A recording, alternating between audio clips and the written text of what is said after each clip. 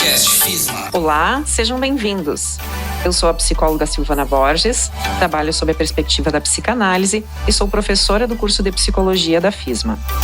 Neste episódio, vamos falar sobre uma questão bem importante, que são as abordagens teóricas em psicologia. Olá, eu sou o psicólogo Guilherme Corrêa, também sou professor no curso de psicologia da FISMA. Represento aqui a abordagem cognitivo-comportamental, que é a abordagem com a qual eu trabalho e estudo há cerca de 9 anos. Olá, pessoal! Então, eu sou a psicóloga Caroline Prola, sou professora na graduação em psicologia da FISMA e represento aqui a abordagem sistêmica. Oi, eu sou a Janaína Strenzil, psicóloga, também professora do curso de graduação em psicologia da FISMA, e vou conversar aqui hoje um pouco sobre uma das abordagens dentro do viés humanista, que é a Gestalt terapia. Então, pessoal, este episódio é muito importante, pois traz aos alunos essas 4 principais abordagens, ou seja, um dos diferenciais do curso de psicologia da FISMA. Sabemos que a maioria dos cursos afora apresenta apenas 1 ou 2 abordagens. E sabemos também o quanto é importante estudar e apresentar as diversas teorias para que o futuro psicólogo tenha uma base ampla para então direcionar com mais certeza o seu trabalho e estudos futuros. Assim, peço que vocês me digam, colegas, em linhas gerais, no que consiste a abordagem cognitivo-comportamental, a abordagem sistêmica, a abordagem humanista e, por último, vou falar um pouquinho sobre a psicanalítica. Bom, vou falar um pouco então sobre a abordagem cognitivo-comportamental. A abordagem cognitivo-comportamental, que a gente conhece mais por TCC, ela começou a se desenvolver ali mais ou menos nos anos 60, finalzinho dos anos 50, anos 60, na Pensilvânia, pelo Aaron Beck. O Aaron Beck, ele trabalhava como psiquiatra no hospital da Pensilvânia e ele era psicanalista de formação. E ele começa, então, a questionar um pouco o trabalho dele lá e começa a observar alguns fenômenos clínicos diferentes do que ele costumava trabalhar. A partir daí, ele começa a desenvolver com alguns colaboradores o que ele chama de terapia cognitiva. É engraçado que a terapia cognitiva, ela começa com a TCC, né? Ela começa como terapia cognitiva, o elemento comportamental entra depois.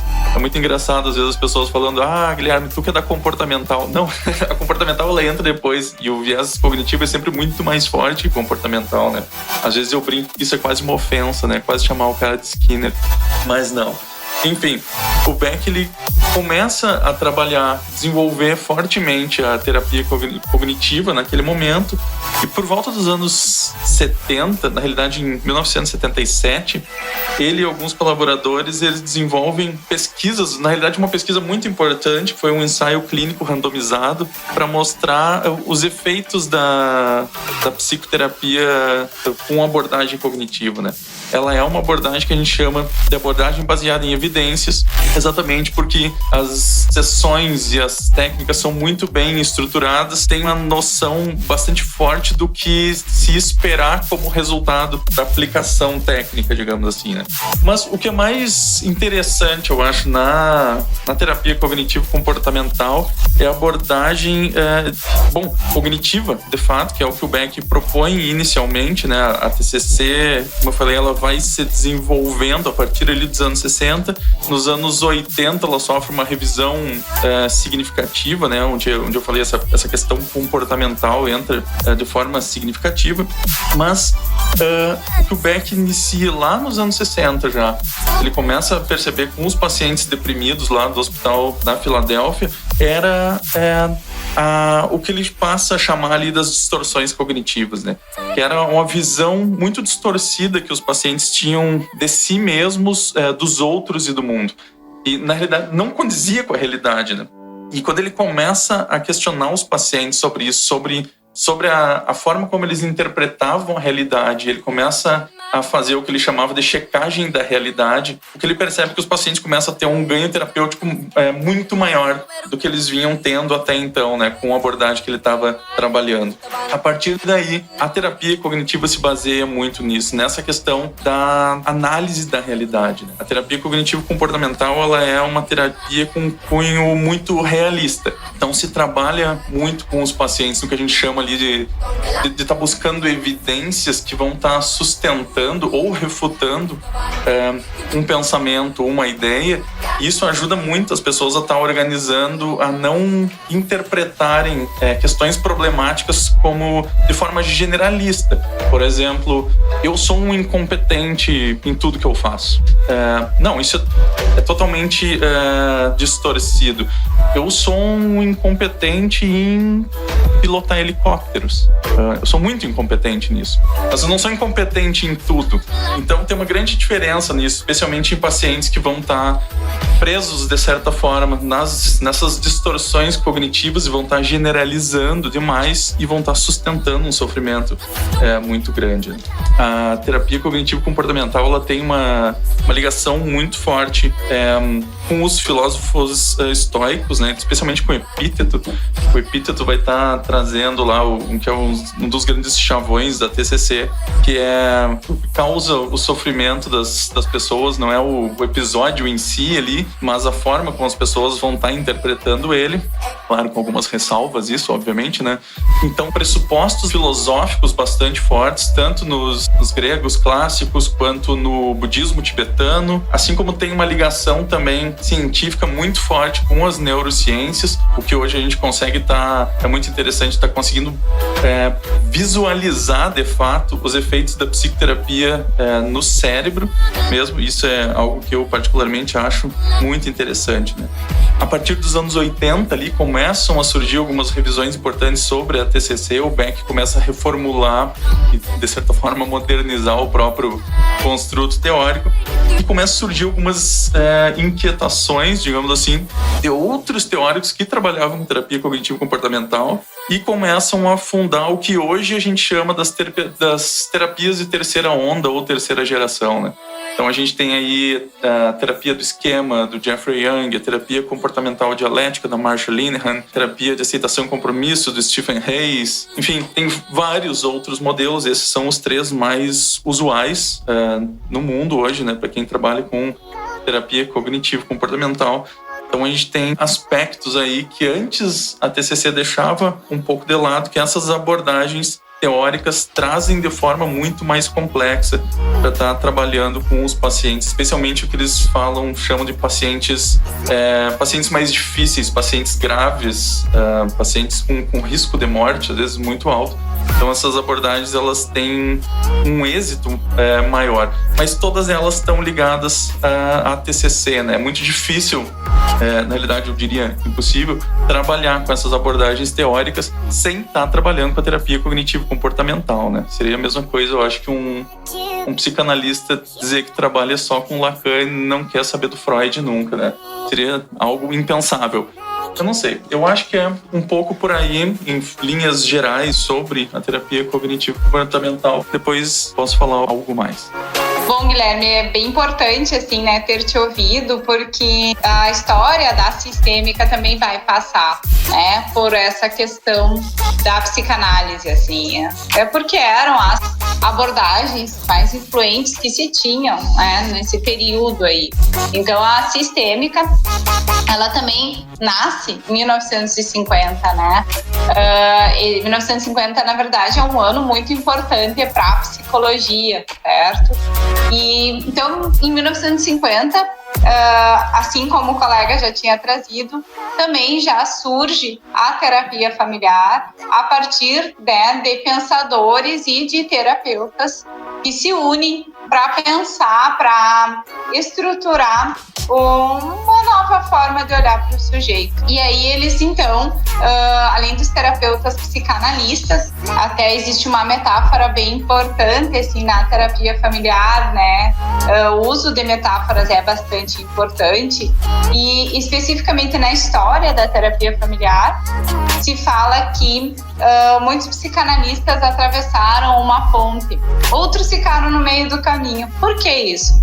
Os psicanalistas, eles estavam lá imbuídos nesse fazer psicanalítico e se unem junto com outros pensadores para pensar o sujeito. E aí o que acontece? Alguns desse grupo atravessam a ponte, eles abandonam a psicanálise e então se tornam apenas terapeutas sistêmicos, terapeutas familiares sistêmicos. Outros mantêm na psicanálise e ainda fazem a terapia familiar. Então, a história da terapia familiar também tem muita contribuição da psicanálise, ao passo que a teoria do apego do Bowlby é um dos pilares da terapia familiar. E aí, em 1970, na verdade, é considerado os anos dourados da terapia familiar. Houve uma grande adesão da terapia familiar, principalmente nos países norte-americanos, né? E ela foi chamada, então, como uma nova prática clínica, justamente por atender o grupo todo, não ser mais uma terapia que atenderia somente o indivíduo. E ela ganhou vários nomes, e é importante falar sobre isso, porque essa é uma dúvida das pessoas, né? Ela se chama terapia sistêmica ou terapia familiar? Bom, a teoria que embasa a terapia familiar, ela se chama sistêmica. Foi ganhando vários nomes, então ela já foi chamada de sistêmica, de estratégica, de estrutural, boeniana, experiencial. Por quê?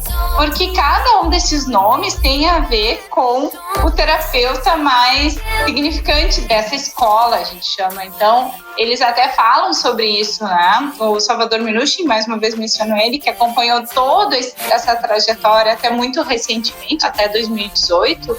Ele acompanhou todo o desenvolvimento da terapia familiar. Ele fala que era extremamente importante naquele período demarcar esse espaço, né? Então, o Bowen, que fez grandes contribuições no viés da transgeracionalidade, demarcou essa escola dele como boweniana. Na atualidade, num período mais contemporâneo, não existe mais esses nomes, nem essas escolas.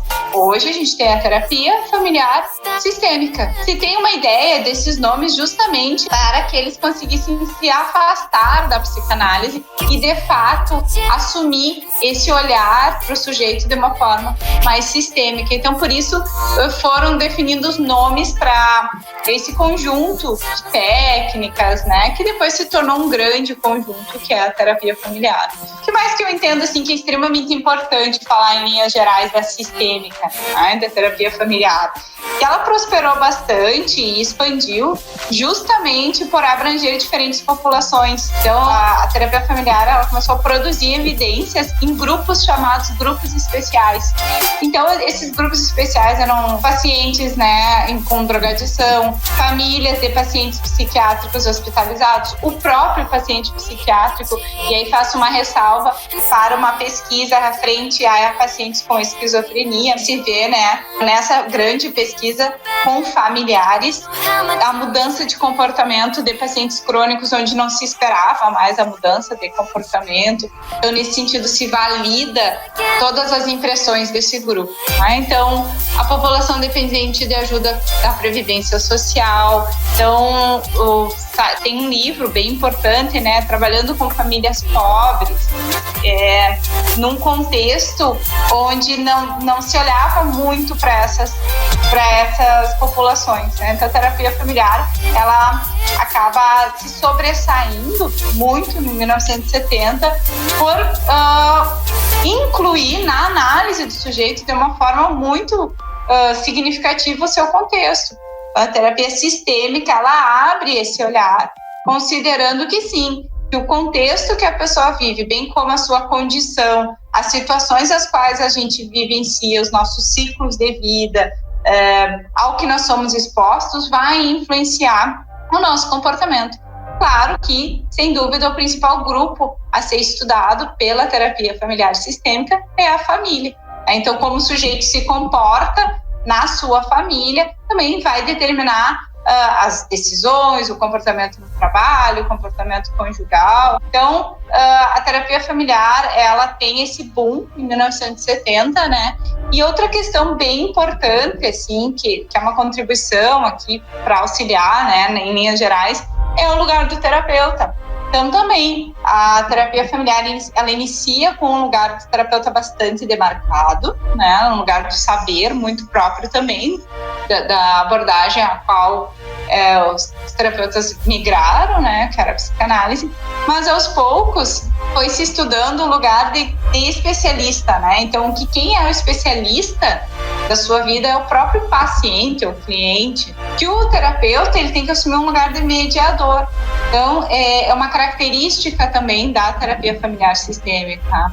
A mediação, a possibilitar a comunicação, é um cerne muito importante. Então, comunicação, relação, papéis, funções, são conceitos muito próprios da terapia familiar sistêmica. Bom, o que então a terapia familiar traz como uma grande contribuição? Voltar a olhar para antigos tabus, né? Além do indivíduo e a sua vida intrapsíquica, olhar para esse processo do passado e o lugar dele na sua família, na cultura, na sociedade a qual esse sujeito pertence. Bom, vou falar então um pouco sobre a Gestalt terapia, né? O surgimento dela, alguns conceitos centrais, algumas formas de técnicas de trabalho. A Gestalt terapia, ela surge, né, dentro das chamadas teorias humanistas. Essas teorias, né, humanistas, elas surgem paralelamente ao movimento humanista, historicamente falando. E, né, a teoria humanista, ela surge como a chamada terceira força em psicologia. Então, nós tínhamos, né, até então, a psicanálise, o behaviorismo. Então, surge a teoria humanista como a chamada terceira força por isso. Ela fazia, na época, né, oposição a alguns dos conceitos dessas duas outras abordagens, dessas duas outras teorias. Bom, a Gestalt terapia, então, ela surge fundamentalmente a partir do trabalho de um grupo que se autodenominou Grupo dos Sete, grupo composto, né, por profissionais da época, né, coordenado por Pius, Friedrich Pius, ou Fritz Pius, como a maioria das pessoas conhece. Esse grupo, né, composto por psicólogos, psiquiatras, né, ele buscou estudar e desenvolver a teoria. Os pressupostos filosóficos, né, da Gestalt terapia são principalmente a fenomenologia, o existencialismo, mas também Pius, ao longo da sua vida, ele dedicou toda a sua vida, né, ao desenvolvimento dessa teoria, a partir do momento em que ele fez uma ruptura com a abordagem com a qual ele trabalhava, né, que era a psicanálise. Então, ele dedicou todo o restante da sua vida a desenvolver essa teoria, e assim ele conseguiu. Só que já no final da vida dele, em que ele começou a colher os frutos, né, do desenvolvimento, né, das técnicas de trabalho e de atuação da Gestalt terapia. Então, pro surgimento dessa abordagem, né, ele se apropriou de alguns conceitos de algumas outras teorias, algumas delas, só para referir aqui, né. Ele pegou alguns conceitos da teoria organísmica, alguns conceitos da psicologia da Gestalt, pegou alguns conceitos da teoria de campo, do pensamento oriental, do psicodrama, da própria psicanálise. Então, a partir disso, ele foi construindo essa nova teoria e desenvolvendo os conceitos próprios da Gestalt terapia. Alguns deles, então, né, o conceito de aqui e agora, o conceito, que é um conceito, né, que busca muito trazer a pessoa pro contato com o modo como ela está se sentindo, como que ela está vivendo, né, busca essa tomada de consciência. E aí já posso fazer um link com um outro conceito bem importante também dentro da Gestalt terapia, que é o conceito de awareness, né, que não tem uma tradução literal. Uma tradução mais próxima seria, né, de estar consciente. Então seria como se fosse um grande insight, né, só que é um insight que vem acompanhado de uma movimentação para mudança. Então, por exemplo, no insight, às vezes a gente tem um entendimento racional de alguma situação. Por exemplo, eu não quero mais trabalhar nessa empresa, mas eu não sei o que fazer com aquilo. Eu não quero mais morar nessa cidade, mas eu não consigo ainda me movimentar para fazer essa mudança. Quando a gente tem uma awareness, é uma tomada de consciência que vem com uma energia que mobiliza para a mudança, né? Que pode ser uma sensação até visceral, né? Uma sensação física, ou pode ser acompanhado desse processo de autoconscientização que vai mobilizar assim, eu já sei o que eu preciso fazer e eu já sei o que eu preciso acionar dentro de mim para fazer essa mudança ou essas mudanças. Então, eu falei de dois conceitos aqui agora, da awareness, o conceito de contato, ou do ciclo do contato, né, que é uma curva de contato, assim, com a qual a gente trabalha, pode ser um círculo, assim, ou, né, uma volta, assim, né, que é uma curva, é um conceito bem importante, né, teórico dentro da abordagem, onde a gente, entendendo esse conceito, a gente consegue entender os modos de funcionamento das pessoas, né, os processos de saúde e adoecimento, aonde que eu interrompo essa minha curva de contato, aonde que eu tenho mais fluidez, aonde que eu interrompo mais, né. alguns dos outros conceitos, assim, né, da abordagem. Então, a gente trabalha dentro de um viés descritivo e não interpretativo, né? Um gestalterapeuta muito dificilmente vai fazer alguma interpretação. Então, a gente trabalha muito com a descrição. O objetivo sempre é, né, ajudar a pessoa nesse processo o paciente ou cliente, nesse processo de uma maior conscientização do que ele está vivendo, do que ele está precisando, que recursos internos ele tem para lidar com aquela situação, que dificuldades ele está tendo para lidar com aquela situação. Então, é acompanhar aquela pessoa naquele processo, dando esse suporte, fazendo esse contorno, tentando contribuir para que esse processo possa acontecer de maneira mais fluida, até que aquela pessoa consiga chegar até onde ela se sinta ok, digamos assim, né? Agora eu estou bem, eu estou conseguindo fazer o que eu queria, eu estou me sentindo como eu gostaria de estar me sentindo, acho que estou bem. Ainda, né, para complementar, né, encaminhando já para o fechamento essa parte da fala, a gente trabalha muito também com experimentos dentro da gestalterapia, né? Então, quando é adequado, quando é apropriado, a gente faz uso de algumas técnicas, né? Por exemplo, a cadeira vazia, né? O trabalho com as polaridades, o trabalho com sonhos, né? São técnicas bastante utilizadas quando cabe, né? Que elas sejam utilizadas dentro do próprio processo de psicoterapia. Acho que em linhas gerais, falando um pouco assim sobre o início da abordagem, assim, né? Um pouco de alguns conceitos que dão base para ela, né? Algumas teorias prévias e alguns conceitos próprios já da abordagem. Acho que seria isso. Bem, então vou seguir aqui, colegas, falando agora um pouquinho sobre a abordagem psicanalítica. A abordagem psicanalítica, normalmente, ela é a mais conhecida, né, de modo geral, entre todos nós, e ela tem aí como o seu principal representante Sigmund Freud, e o Freud, então, é considerado o pai da psicanálise, e ele nasceu em 1856, faleceu em 1939, e durante esses seus 83 anos de vida, né, ele teve então uma grande contribuição com estudos e foi então o chamado pai da psicanálise, o fundador da psicanálise, o principal representante da psicanálise. Dificilmente alguém ainda não tenha ouvido ou não ouvirá em algum momento a respeito do Freud, né? Inclusive, como diz a música do Zé Ramalho, Freud explica, né? Para ver então o quanto ele está presente na nossa vida, de modo geral, e muito popularizado. É claro que depois do Freud, então nós temos outros nomes bastante importantes, dentre eles Lacan, Winnicott, Melanie Klein, a própria Anna Freud, filha do Freud, né? Então, só para vocês terem uma ideia assim dos principais nomes, os principais representantes aí da psicanálise. A psicanálise, ela ganha aí, né, o mundo e uma grande popularidade. E principalmente isso vai acontecer, né, num primeiro momento, então, a partir dos estudos do Freud, que vão se propagando. E aqui no Brasil a gente tem uma das grandes influências vindas aí da Argentina, né, com pessoas que iam à Europa, estudavam e acabavam, então, pela proximidade aqui, principalmente com o Rio Grande do Sul, com o Brasil, também influenciando os profissionais que aqui estavam, né? Por isso, então, a psicanálise ela é tão presente nas nossas formações. Acho que é importante de ser dito isso.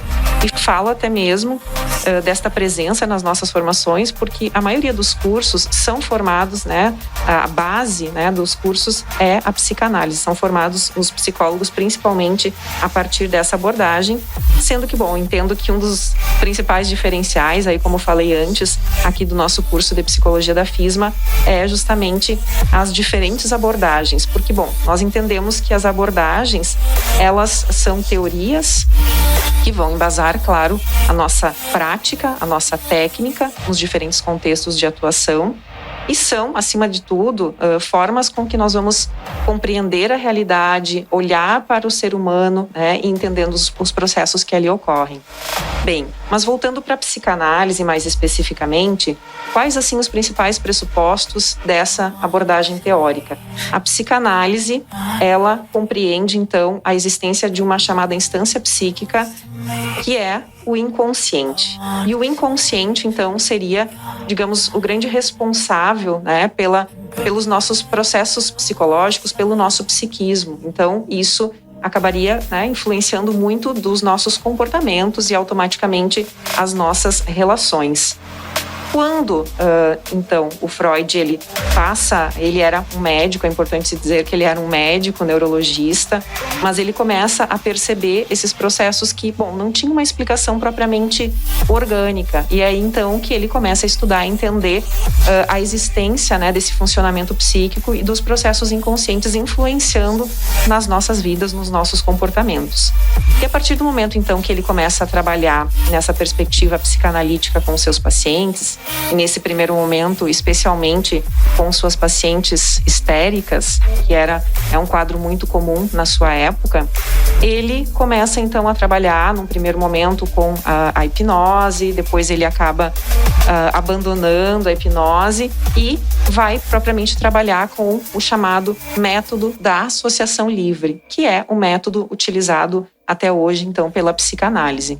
Esse método, ele é utilizado, então, durante as sessões, a análise com o paciente, onde o paciente ele vai trazer livremente os seus conteúdos, os seus conflitos, e a partir disso, o analista, no caso o psicanalista, o psicólogo que se identifica e segue esta abordagem, ele vai estar trabalhando com a interpretação dessas associações e tentando ali produzir, então, insights, entendimentos e tomada de consciência desses processos inconscientes que vêm à tona na fala desse paciente, sendo que, muitas vezes nós, ao falarmos, vamos, então, nos dando conta daquilo que nós produzimos nas nossas relações, daquilo que, num dado momento, quando nós estamos ali agindo, nós estamos fazendo algo, nós não percebemos. E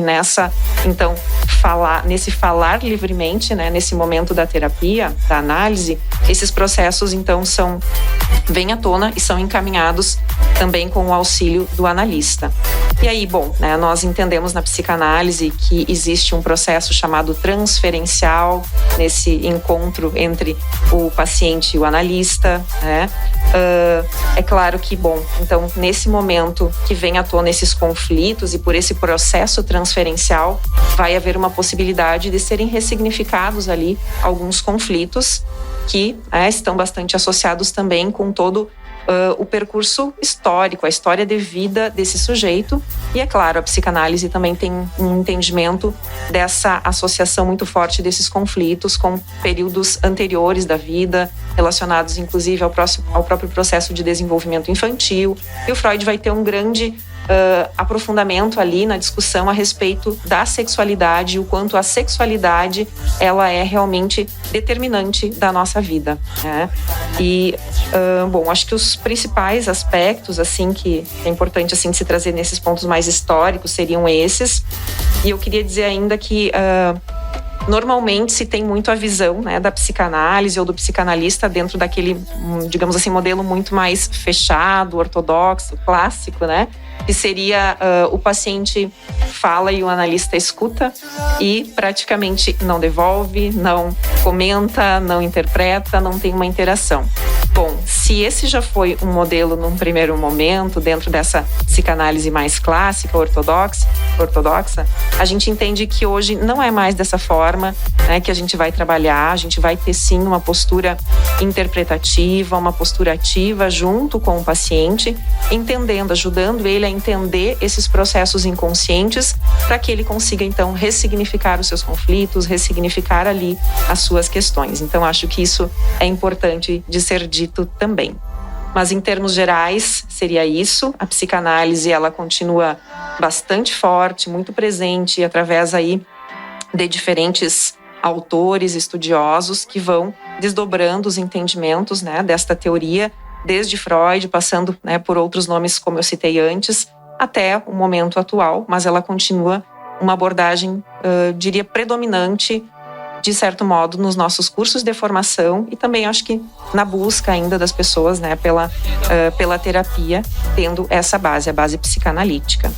Bem, seguindo, eu gostaria de perguntar agora aos nossos colegas o seguinte, já que nós já ouvimos um pouquinho sobre cada abordagem, a primeira pergunta seria: como que vocês percebem ou perceberam, né, que estavam se apropriando de determinada abordagem e que ela guiaria a atuação profissional de vocês?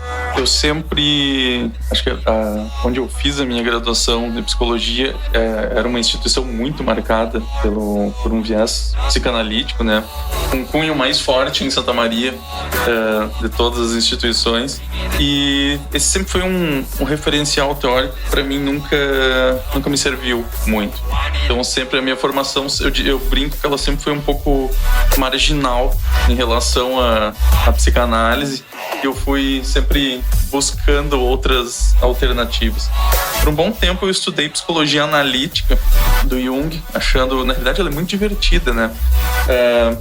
Mas quando eu fui pensar, depois de um tempo já, né, como logo no início da minha prática profissional em termos mais pragmáticos, ela pouco me serviu também.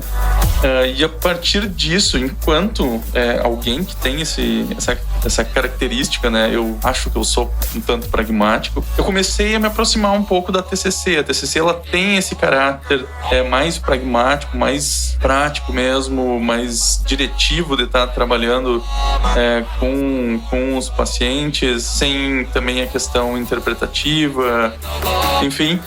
Mas para mim, acho que o grande ponto assim, de virada mesmo, embora eu já estivesse começando a estudar a TCC, foi fazer terapia com um profissional da TCC.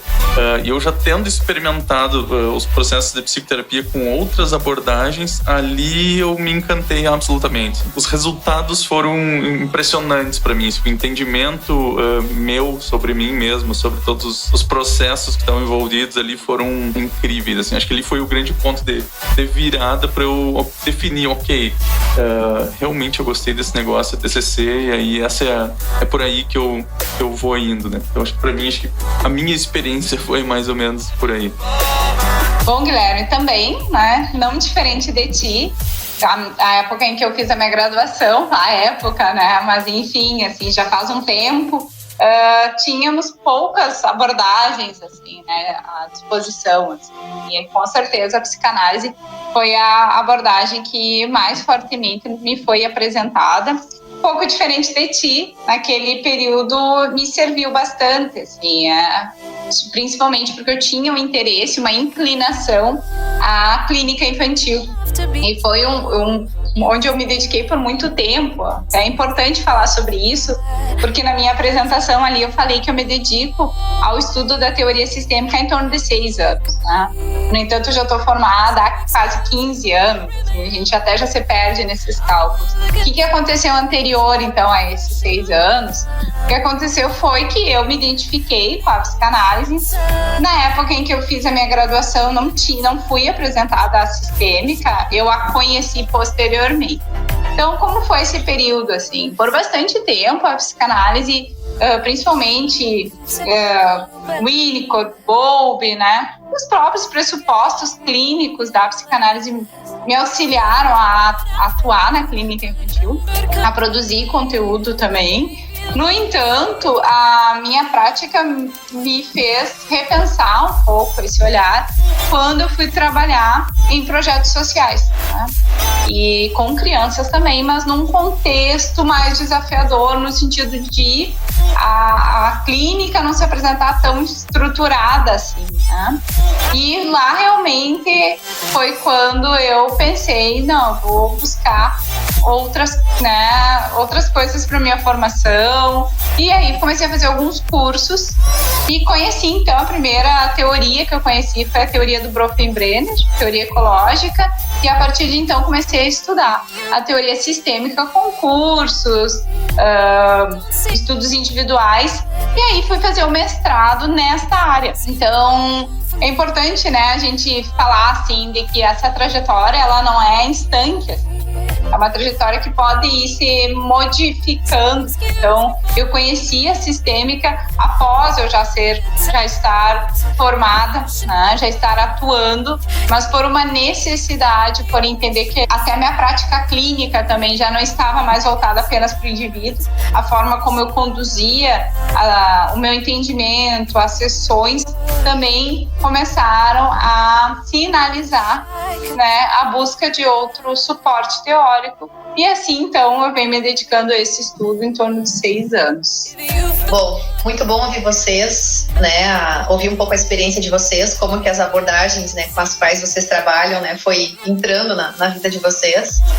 E vou falar um pouco como que a gestalterapia, então, entrou, né, na minha vida acadêmica, na minha vida profissional. Para mim aconteceu assim, durante a graduação eu tive a oportunidade de fazer a graduação num curso, né, que oferecia todas as opções, né, com disciplinas e estágios, com todas as abordagens teóricas. E para mim aconteceu assim, quando eu fiz as disciplinas, né, dentro da gestalterapia, eu me identifiquei muito com a visão de ser humano da abordagem, né, decidi logo fazer o estágio, tentar fazer, né, o processo seletivo, que era bem concorrido assim, né, na época, para conseguir fazer o estágio com o supervisor que eu queria dentro da gestalterapia, consegui fazer. E aí logo eu fui fazendo os cursos de introdutórios da gestalterapia que tinham na época, né? Depois do mestrado eu logo fui buscar fazer o curso de formação, né, e para me tornar gestalterapeuta, para me aperfeiçoar dentro da abordagem. Mas para mim, também como, né, o colega colocou, já durante a graduação, poder ter tido a oportunidade de fazer a minha terapia pessoal com um profissional gestalterapeuta, né? Isso, então, eu tive a oportunidade de ter a teoria, conhecer a técnica e vivenciar o meu próprio processo terapêutico dentro da gestalterapia. Então, eu sempre trabalhei dentro dessa abordagem, né, depois de formada, com consultório também. Sempre me identifiquei e gosto muito, sou muito feliz, assim, trabalhar nessa área. E eu acredito muito no modo como a gente entende o ser humano, os processos de saúde, adoecimento, enfim. Que bom poder escutar vocês, e fiquei aqui pensando que bom, cada um tem o seu percurso, e também ao ouvir vocês, assim, ficou muito, assim, transparente para mim, na fala do Guilherme, da Caroline, o quanto esses caminhos nós vamos construindo, né? Porque nada impede que num primeiro momento a gente até se identifique, siga uma abordagem, mas depois no percurso acabe indo, né, para uma outra abordagem, porque nós também vamos nos conhecendo enquanto profissionais, enquanto seres humanos, e essa mudança ela também é natural, também de acordo com os nossos objetivos de vida, os nossos momentos e aquilo que nós estamos estudando, enfim, né?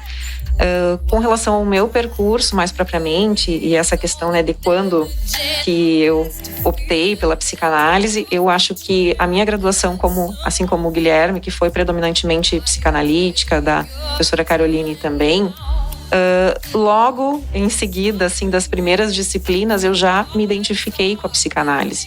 E no curso também, né, tinha, mas de uma forma mais reduzida, mais frágil, as disciplinas de TCC. Porém, eu já havia feito disciplinas de psicanálise, já que o curso era predominantemente psicanalítico. Eu acho que eu já estava bem sugestionada pela psicanálise e vou dizer também encantada quando eu tive as disciplinas de TCC. Então, naquele momento em que eu fiz, né, as disciplinas de TCC durante a graduação, para mim não fez sentido. Eu acho que eu não consegui me abrir para estar conseguindo me identificar tanto. Enfim, acho que eu já estava aí sugestionada realmente, né, pela psicanálise e, como eu disse, um pouco encantada, assim.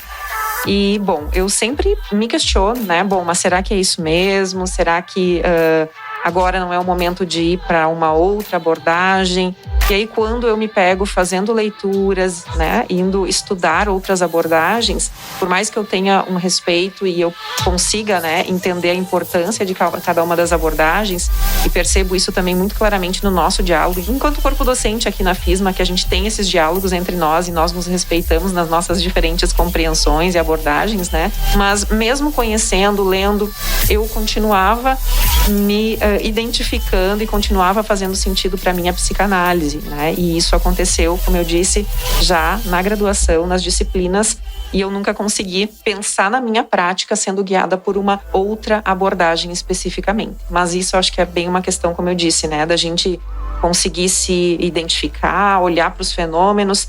E assim, bom, hoje eu não atuo na clínica, né, mas acho que o que eu posso também dizer que é fundamental é que esse olhar, essa bagagem, né, da abordagem teórica, que vai também representar como que vai se dar a nossa prática e a nossa técnica, ela não é aplicada só na clínica, porque nós vamos para diferentes contextos e vamos levar esse olhar, essa forma de ver o mundo e o ser humano vai conosco, né? Então hoje eu atuo, né, muito mais aí no âmbito da educação, entendendo os processos educativos, formativos, sempre levando essa compreensão da psicanálise para poder olhar para os fenômenos, né? Entendendo que, bom, né, esses processos inconscientes estão se processando em todos os lugares, inclusive nas instituições, permeando o tempo todo as nossas relações, e nós, né, vamos estar ali enquanto profissionais da psicologia e seguindo uma abordagem, por exemplo, como a psicanálise, ajudando a entender esses não ditos, isso que está ali de alguma forma latente, para que venha à tona, se torne consciente e possa, de alguma forma, então, ser ressignificado ali também, nesse espaço, digamos, institucional, enfim. Então, eu vejo que, né, para mim, isso aconteceu já durante a graduação, até hoje perdura, e, como eu disse, acima de tudo, para mim, a psicanálise é uma forma de olhar o mundo, e percebo muito a psicanálise em mim, até num sentido, hoje, muito aliado mais à psicologia social, a uma crítica à sociedade. Então, acho que isso tudo faz parte aí também, né, da minha trajetória. Bem, então vamos para uma próxima pergunta, colegas. Ao escolher uma abordagem para orientar a nossa prática profissional, uma das, né, grandes perguntas, um dos questionamentos dos acadêmicos, será que eu posso utilizar técnicas de outras abordagens, sendo, bom, já tenho a minha abordagem, a psicanálise, eu posso me utilizar de técnicas de outras abordagens? Ser um psicoterapeuta eclético, como dizem uns... Eu diria que dessa forma não, né? Aí geralmente quem fala isso não tem a menor ideia do que está fazendo, né? No fazer profissional ali.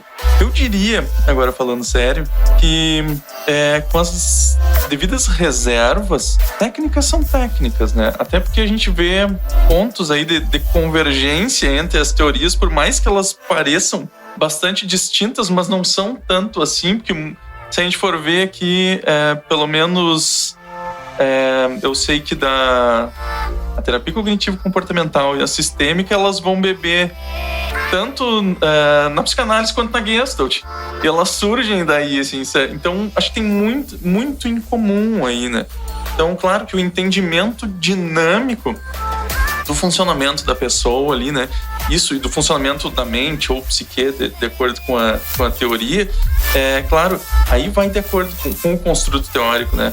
Mas a técnica, claro que algumas técnicas são muito próprias, né? Uma coisa é a tensão flutuante da psicanálise, outra coisa é o questionamento socrático da TCC, diverge, não chegou a divergir, eu acho, tanto, mas são distintas. Mas eu diria que tem algumas pelo menos, técnicas que são plenamente plausíveis de estar utilizando aí pelos pontos, eu acho que em comum entre os processos de psicoterapia, né? A própria terapia do esquema, como eu mencionei antes, ela é o que a gente chama de modelo integrativo, né? Ela surge da TCC, mas ela vai estar trazendo aí elementos da psicanálise, da Gestalt, da teoria do apego do Bowlby, para formar um outro construto teórico, né? E no meio disso tem as técnicas também aí que vão ser desenvolvidas em função disso. Então eu diria que sim, para essa resposta, para essa pergunta, né? Acho que é plenamente possível estar utilizando técnicas de outras abordagens. Bom, Guilherme, né, e colegas, com certeza, assim, essa é uma pergunta bastante comum, principalmente no início do curso, assim. Eu tive a oportunidade de já estar com os alunos no início do curso, agora, mais recentemente, as minhas disciplinas estão do sexto para frente, né, sexto e oitavo, e aí essa pergunta tende a sumir. Então, o que a gente observa, assim, essa curiosidade muito bem colocada ali pelo Guilherme, como terapeuta eclético, né? Essa visão do sujeito tem que estar muito clara, assim, da onde a gente parte para entender esse sujeito, né? Com relação à técnica, eu costumo falar, é algo que realmente, assim, eu aprendi na minha prática clínica, nos meus estudos, escutando muito as pessoas também da nossa área, de que técnicas são técnicas mesmo. A gente vai ler, elas vão estar ali e você pode executar. que vai fazer diferente, então? A forma como tu compreende isso, né? E o que te guia nesse sentido? O que te guia é a tua abordagem. Então, a forma como eu vou compreender aquela resposta daquele sujeito neste instrumento, nesta técnica, né? Isso sim vai ser diferente.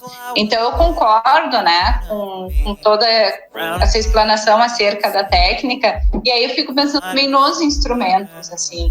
Existem uma série de técnicas e instrumentos da nossa prática clínica que são cabíveis de serem pensados, né? Mas se tem que ter uma indicação. Então a gente tem que saber por que a gente quer aplicar aquela técnica, por que vai me servir naquele momento, né? Por que seria importante eu usar isso para aquela família, para aquela pessoa? Qual é o objetivo que eu estou tendo? Então, pode sim acontecer. O Guilherme mencionou também as abordagens integrativas. Na sistêmica a gente tem algo muito próximo da sistêmica e da TCC, que se chama de uma abordagem integrativa, que é essa visão do sujeito sistêmica, mas com o uso de algumas técnicas cognitivo-comportamentais. Então, para quem já passou pelos estágios lá na clínica, vai ver o uso de baralhos, baralho das emoções, baralhos para casais, né? Alguns outros instrumentos de acesso a alguns conteúdos que são advindos da terapia cognitivo-comportamental, e hoje já existem especializações, né, que trazem nesse sentido as abordagens integrativas. O colega mencionou ali também, né, a própria quarta onda da TCC, a gente também observa essa evolução na sistêmica também. Ótimo, pessoal. Bem, nós falamos sobre as abordagens teóricas do nosso curso. Eu acho que é importante também destacar que o curso de graduação aqui de Psicologia da FISMA tem diversas oportunidades para os acadêmicos estarem aí se inserindo em projetos, grupos de estudos, que vão se aprofundar nas atividades, né, práticas e também teóricas das abordagens que nós comentamos. Então, a partir disso, eu acho que o destaque é que os psicólogos aqui da nossa região, né, vão conseguir sim, né, estar muito inseridos na nossa realidade e conhecendo realmente aí essas diferentes abordagens, podendo escolher aquela que melhor se identificam durante o curso de graduação.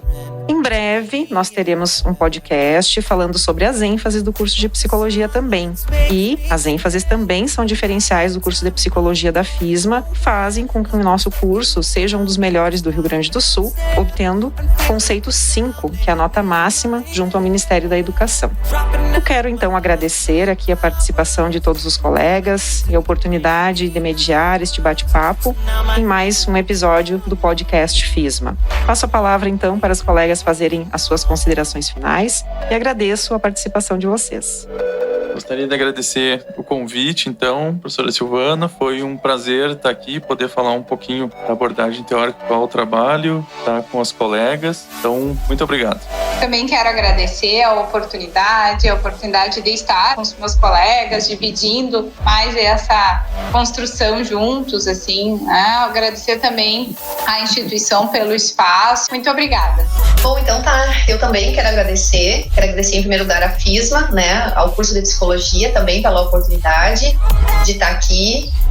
Foi muito bom, né, poder falar sobre a gestalterapia, sobre a abordagem. Foi muito bom ouvir, né, os colegas também falarem sobre as suas respectivas abordagens, né? E eu espero que realmente essa nossa fala possa contribuir de alguma forma, né, para quem for nos ouvir, nos assistir. Um abraço para todos vocês. Eu também gostaria de agradecer a oportunidade de estar aqui conversando com vocês, trazendo essas considerações. É muito bom poder dividir esse momento com os colegas e registro aqui a minha admiração por esses colegas e assim como os demais, né, do corpo docente aqui da FISMA, toda a equipe técnica da coordenação do curso. Então é um prazer estar aqui com vocês e agradeço então a FISMA, né, por esse espaço. Muito obrigada. Lembrando que estamos à disposição de todos nas redes sociais da FISMA. Então, acessa lá @fisma.faculdade. Um abraço a todos e todas e vem pra FISMA. Podcast FISMA.